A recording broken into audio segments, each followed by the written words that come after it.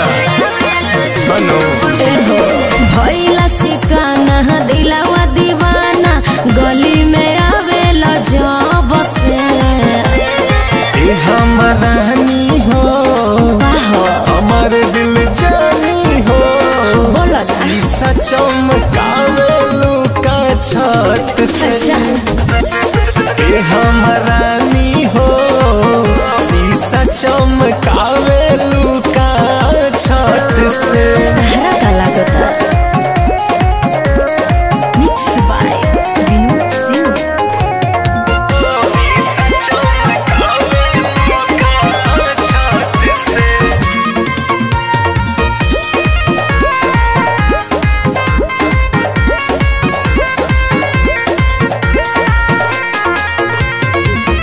पहले नजर में हमारा पड़ल पसंद हो अच्छा काबू में नइखे सुना तहिए से मन हो। अरे तो बस में रहो ना तो होश खो देबू कैसे बुझतानी तो हरीता रोजे के काम बा एही से तो पूरा मुहल्ला बदनाम बा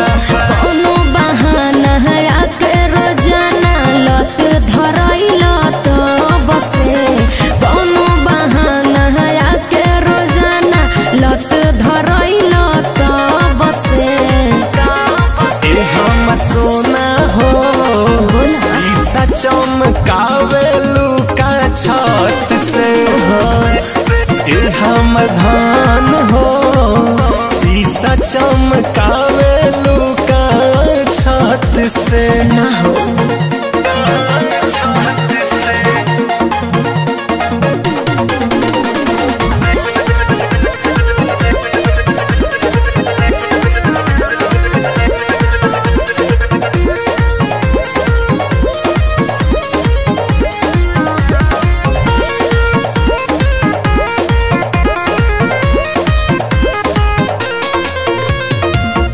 करिले दीदार तोहर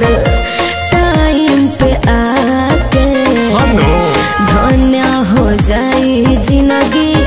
धन तोहके पाके तहार इरादा तो ठीके नहीं खे बुझा गौरव गोलू के ना पटावल आसान बा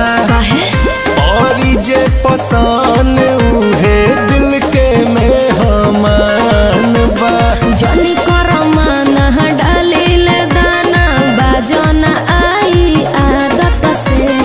जनी कर माना डालिल दाना बाजना आई आदत से सुना दिल जानी हो शीशा चमकावेलू का छत से हमरानी हो शीशा चमकावेलू का छत से तारा कैसा लगता।